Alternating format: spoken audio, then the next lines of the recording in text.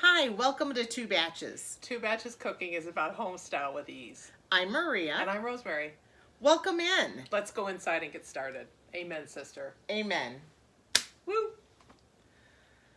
Hi, everybody. Today we're going to do what I call a weeknight salmon. So this is a very easy salmon recipe.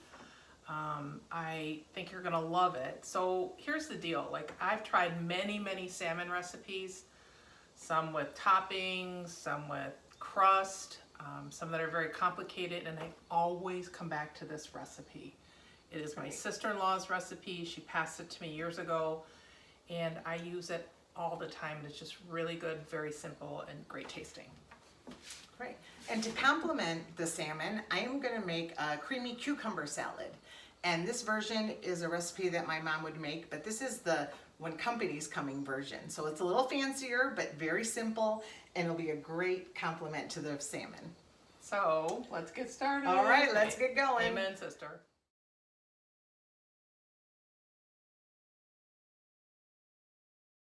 Okay. Great, so for the salmon, we're gonna start with the marinade. And the marinade is just very simple soy sauce. So this is a half a cup of soy sauce. I've got a low sodium sauce. You can use regular. We're gonna put in sesame oil, vinegar. You can put in any kind of vinegar. This is rice vinegar. And then we're gonna blend up some fresh ginger, green onion, and some garlic. So let's blend everything up first. So I'm just gonna cut up the greens like this. And I'm gonna put this in a food processor. And this is about, the recipe calls for 2 cloves of garlic. This is a little bit more because I like garlic, so I'm gonna put that in. And it calls for 1 tablespoon of fresh ginger. So you can peel this with the back of the knife, like all the, or the back of a spoon, like all the spiffy culinary shows show you, but I'm just gonna peel it with a knife, the front part of a knife. We just need 1 tablespoon, so can be sometimes a little bit of a pain to cut, but as long as you get the skin off, it should be good. So this is gonna leave us with a little bit of a ball of ginger here. Just make sure all the strings are off. We'll drop it in here, and we're gonna process this up. Okay, so that's ground up. So to the half a cup of soy sauce, I'm gonna add 3 tablespoons of sesame oil. So don't use any oil. Sesame oil is really what gives it the flavor. This recipe also calls for sugar, but I don't use the sugar. So you can omit the sugar, not admit, but omit the sugar if you want. So but don't skip the sesame oil. Incredibly important. Same with the vinegar. You need some sort of vinegary taste. And we're gonna do 1 tablespoon of vinegar. And if you're using sugar, put it in. And then we are just gonna put in the blended ingredients right into the sauce. And we'll walk over and show you how we're gonna bathe that beautiful piece of salmon right in this marinade. So great. So this recipe is so easy. It took us about, I don't know, 1 minute to make up this marinade, right? So super easy. The only part that takes time in this recipe is actually letting the salmon marinate. So a couple things I'll say about this piece of salmon. I usually get a piece that's about 2 pounds, 2.5 pounds, somewhere in between. This is like in between 2 and 2.5. It's like 2 1/4. And I usually pick one that's a little thicker. There's all kinds of salmon out there. If you're gonna serve 4 to 6 people like this recipe calls for, pick a thicker one, or talk to the person who's selling you the salmon and get their feedback. There's wild caught, there's farm raised, there's stuff with dye injected. So just do your best to find the one that's gonna suit you. So really all you do is this. You're going to pour over the marinade and let it soak in, let the salmon bathe in it. You're also going to add a few red pepper flakes. You don't have to add this, this just gives it a little bit of heat. You're gonna add some regular pepper, and you can add a little bit of salt. So one thing I'll say about the marinade is you can do this the night before and put it in your fridge, which is great. It takes about 5 minutes to do this like the morning of, if you're running out to work and you want to just do this and prepare it so it's ready to be cooked when you come home.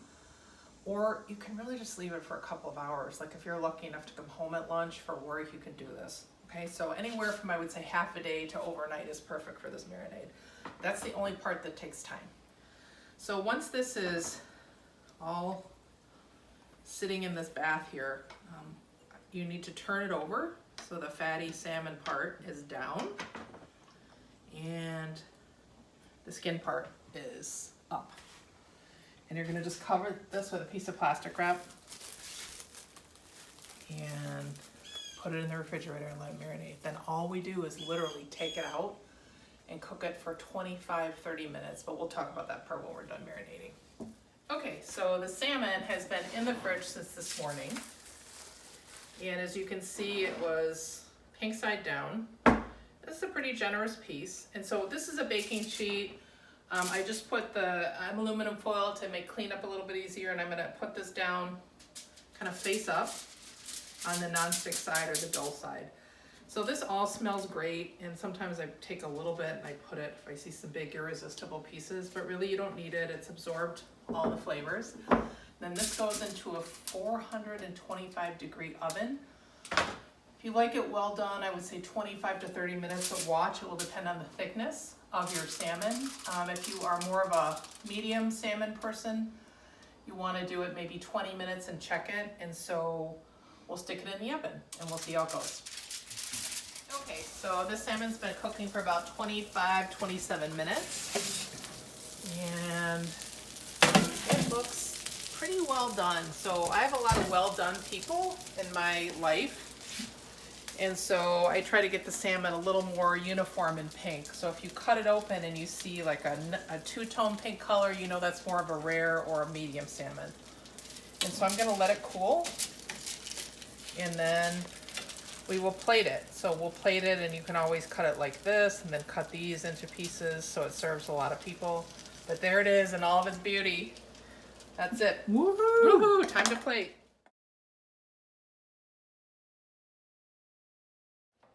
All right, I am gonna make a creamy cucumber salad. I have 3 cucumbers here. I am not peeling them. They are out of the garden, so they don't have the wax coating on them. You do want to make sure if you get cucumbers from the grocery store with the wax coating that they put on to protect it during shipping, that you peel it. But if it's from a farmer's market, from someone's garden, from your garden, the peeling can be left on. So I will slice 3 cucumbers.